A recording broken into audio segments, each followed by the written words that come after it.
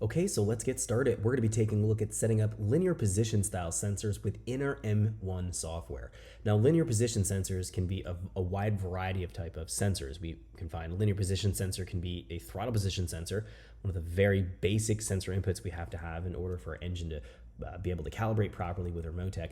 And we can also have other style linear position sensors, such as, let's say, clutch pedal travel or shock travel. So depending on what your firmware package has available in it, you may be able to set up a shock travel sensor or a clutch position travel sensor. We're going to talk about how to go and set up those other style sensors, as well as the most basic linear position sensor, which is going to be our throttle position. So this is going to be for a mechanical based throttle body or a throttle cable based throttle body. It is not going to apply for this tutorial for drive-by-wire throttle body. We're going to take a look at that in a separate tutorial, how to set up and configure drive-by-wire throttle control. And at that point, we can deal with how to calibrate the Excel pedal position sensors as well as the throttle plate sensors. So this is going to be for just a single TPS throttle position sensor that's mounted on a mechanical throttle body.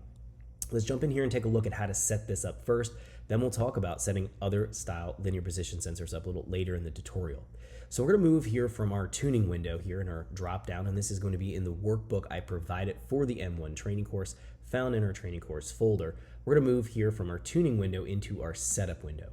Now in the setups, we're going to go here from our basic setup and jump over here into basic inputs. These are going to be all the resources assignment for all the basic sensors that we would have in order to set up and work with our Motec. So in our resource list here, we're going to go all the way to the very bottom of the list. And here we can find our throttle position sensor resource. We need to assign what specific analog voltage input we've wired our signal wire from our throttle position sensor into. So in this case, a throttle position sensor traditionally has 3 wires. One wire is going to have a 5-volt power supply to the sensor circuit. Then we'll have a sensor ground that comes back and grounds through the Motec.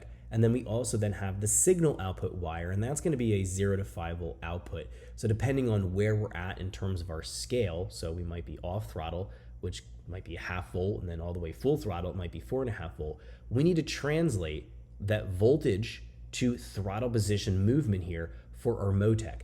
Things like our idle control or overrun fuel cut or any type of transient style fuel, we need to reference what our throttle position is going to be. So it's important that it's calibrated correctly, or we can run into a lot of idle control and drivability problems. We can actually see what the status of our throttle position sensor circuit is going to be in terms of percentage movement by going in here and taking a look at our time plot. I've added it right here. So throttle position is showing here at 0. Now it's not set up and calibrated, so it will just read 0. Essentially the channel is dead at this point.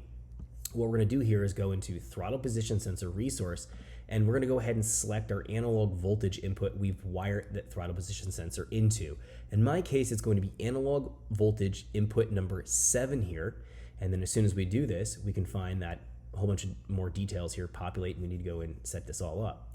Now we do have to save to do a reset on the ECU, so it's going to accept this change, and then it's going to be able to register what our throttle position is going to be from our analog voltage input. I'm going to go here and do Control S and do a save here real quick, which is going to reset the Motec, and then we should see that the throttle position here, is starting to populate right now. So we can see it showing 6.6, 6.7%. Now, what we're going to do is take a look down here under throttle position sensor calibration. We're always going to choose manual. The manual calibration scale is what we want because generally speaking, we're not going to have either of these two options right here. So in this case, I'm working with a Honda K-Series style throttle position sensor for my application, and that is not in the two choices that they have here. So manual is what we want to choose. Now there's a diagnostic low and a high, which we can't set until we actually figure out the scaling for the sensor, which isn't that difficult, and we'll talk about that here in a second. There's a diagnostic delay. I would probably put something like 100 milliseconds for the diagnostic delay.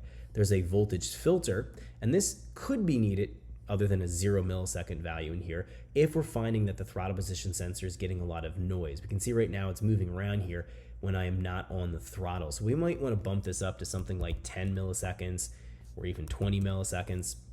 You can see right there, it's starting to take away that fluctuation we see. It's still doing a little bit, but it's doing it less.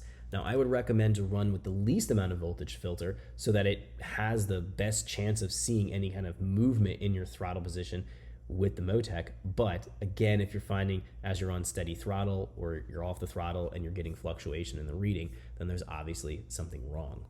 Now, the throttle position sensor voltage reference should be set here on absolute. The other options here are for referencing which ground bus that you're using if you're a analog temp input that you're referencing, and we're not doing that, so we're going to keep it on absolute. Now, here's where we do the actual calibration for the throttle position sensor. If you're used to working with other standalone systems such as Haltech or Link or AEM, they go about calibrating the throttle in a definitely a little bit different manner. Now we can see the sensor offset. This is going to correlate to where we have the throttle closed at. So when we're off the throttle, what the voltage is going to be as the base. So all we need to do right now, I'm off the throttle, just sitting here idling.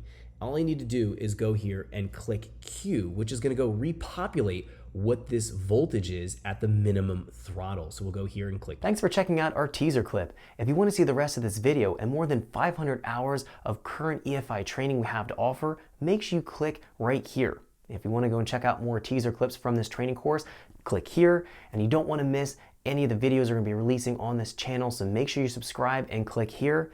Thanks for watching, and I'll see you guys later.